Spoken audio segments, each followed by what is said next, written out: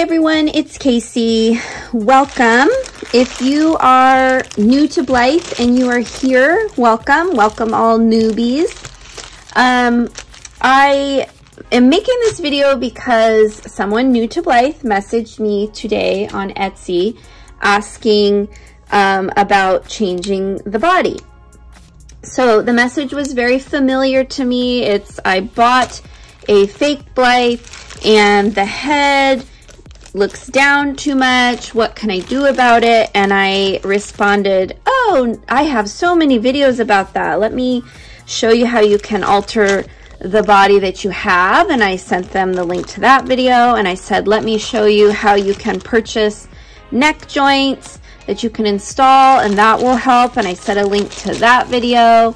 And then I said, or if you just want to change the body, let me show you how to do that. And I went to send that video and realized I don't think that I've made that video, at least not in a simple newbie style focused just on changing the body. So I thought, you know what, I will make that video real quick today so that we have it as a resource. So if you want to change the body of your Blythe, the first thing that's important is to know what your base Blythe doll is.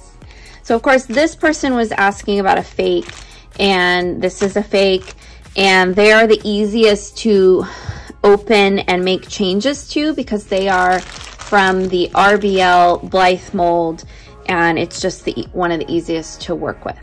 If you have an authentic doll, you're going to want to know what the mold is, because the dolls have different molds, and the different molds have different head constructions, and they're not easy to open and do things with. So if you have a fake, you're probably good to go, although some of the factories are starting to create all kinds of different fakes, and so I also hesitate to say if it's a fake, this is exactly what it will look like, because that's starting to not be the case.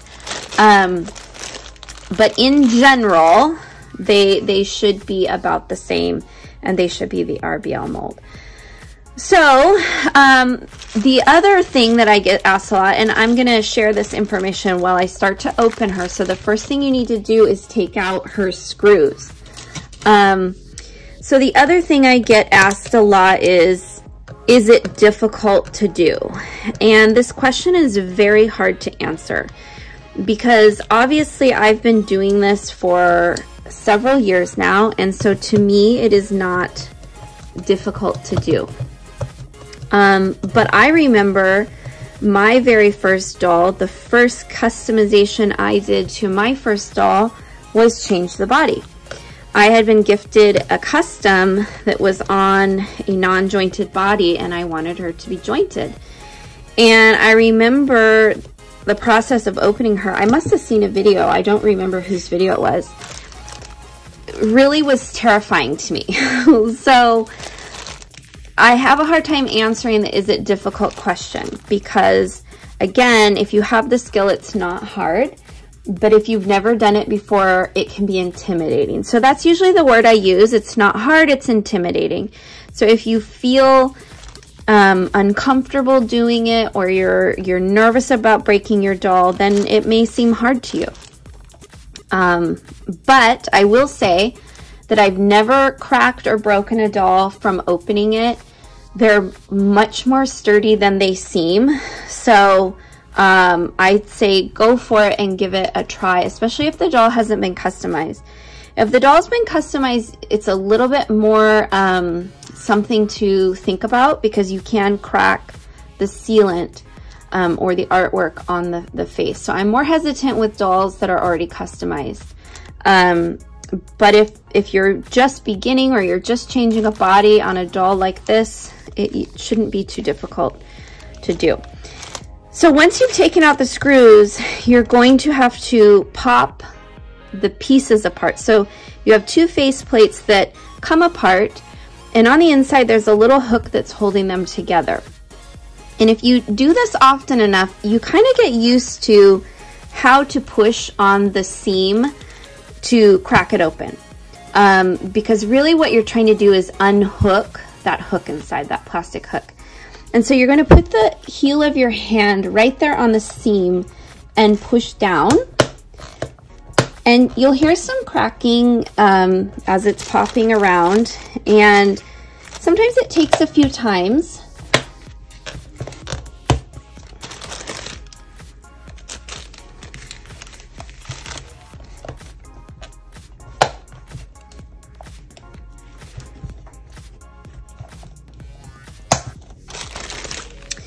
And it opened at the bottom. So you can see there's the hook. And after a while, you get used to kind of how to push on it to get it open. And then now it's come apart. Now at this point, you want to be very careful that you don't stretch out the spring that's down there inside, because if your intention is only to change the body, you don't want to pull too hard on the plates. You just want to remove that body and put in the new one.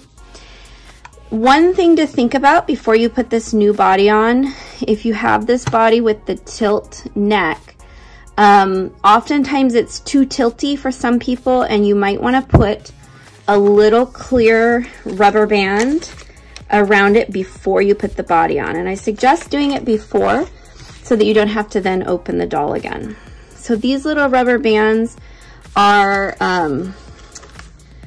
the kind that you get in the hair department of most stores like Target, Walmart, whatever. You can order them online.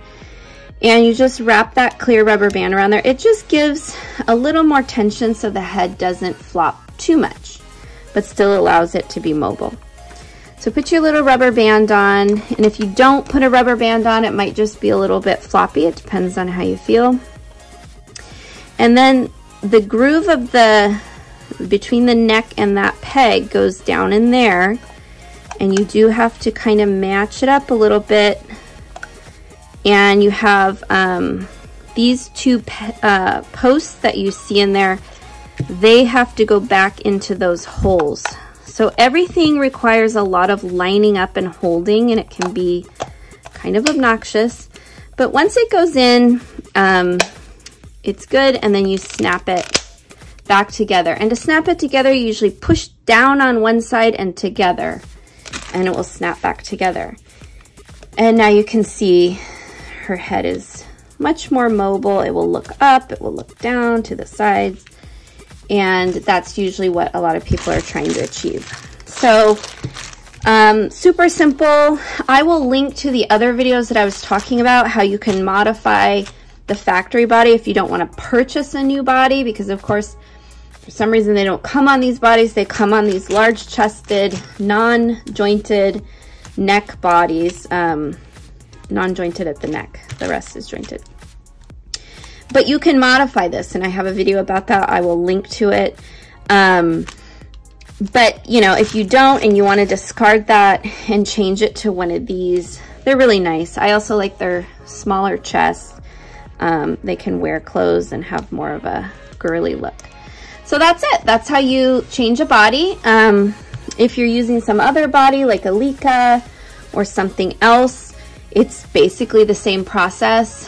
The only body that I will say, you know, beware of is the Obitsu body. I've been asked about those, and I don't work with them because they require usually extra modification. So other than that, most bodies you encounter are going to be just as I showed you now to change it. So we're going to put her back on her original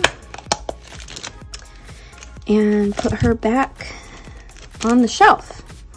And that's it. So I hope that was helpful, and I hope you enjoyed watching that. Don't forget to subscribe, and we'll see you all again soon.